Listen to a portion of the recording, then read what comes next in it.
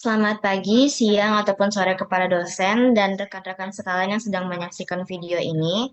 Pada kesempatan presentasi kali ini, saya Viva Syaharani, mahasiswi dari Universitas Negeri Padang, akan memaparkan hasil artikel konseptual yang sudah saya buat ini dengan judul Analisis Konflik Kelas dan Pemanfaatan Nilai Kesetaraan dalam Church Pattern, karya Charlotte Perkins Gilman sebagai materi penguatan etika sosial bagi mahasiswa.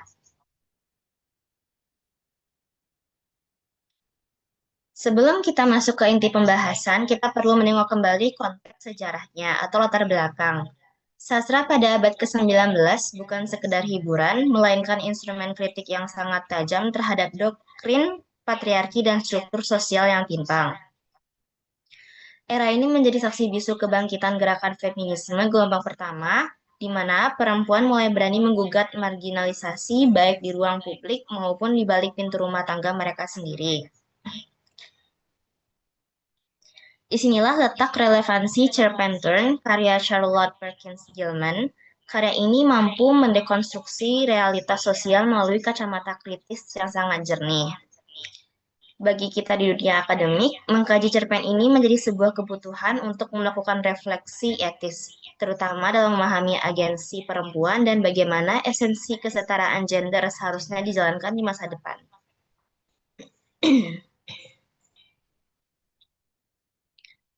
Adapun beberapa pertanyaan mendasar. Yang pertama, kita akan melihat dari sisi penggambaran konflik kelas, yaitu bagaimana sebenarnya bentuk konflik kelas dan bagaimana relasi antar tokoh-tokoh direpresentasikan dalam Serpentine ini. Yang kedua, dari segi nilai kesetaraan. Apa saja nilai kesetaraan yang bisa kita angkat dan pelajari dari pola penyelesaian konflik yang terjadi dalam cerita tersebut. Dan yang terakhir, berkaitan dengan pemanfaatan praktis. Bagaimana kita bisa memanfaatkan pesan moral dari cerpen ini secara nyata untuk membentuk etika sosial mahasiswa saat berinteraksi di lingkungan masyarakat.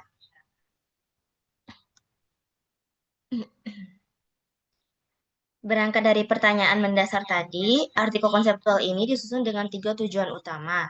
Yang pertama, menganalisis secara mendalam bagaimana penggambaran konflik kelas itu terjadi, serta seperti apa bentuk relasi asimetris antar tokoh yang direpresentasikan di dalam cerpen Turn ini. Kedua, akan mengidentifikasi nilai-nilai kesetaraan apa saja yang muncul, termasuk bagaimana bentuk solidaritas seni kelas yang bisa kita angkat dari pola penyelesaian konflik ceritanya.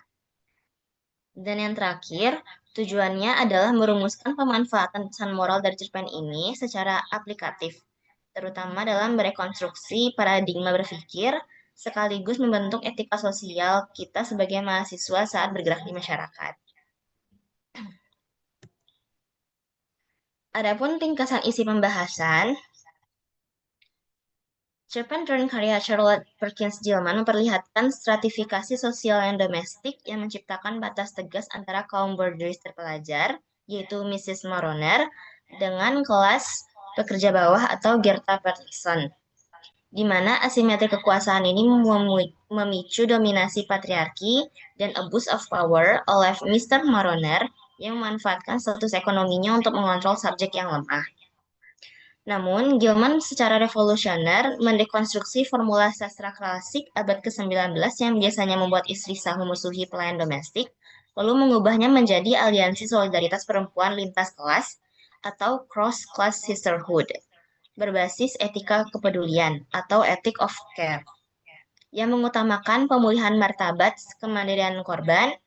Nilai-nilai emancipatif tersebut kemudian diinternalisasikan ke dalam ekosistem pendidikan tinggi sebagai laboratorium moral untuk mengembangkan literasi kritis mahasiswa, sehingga secara praktis mampu membangun budaya kampus yang inklusif, mengeliminasi diskriminasi, serta membentuk komitmen moral bagi pemimpin mahasiswa yang etis saat terjun ke masyarakat.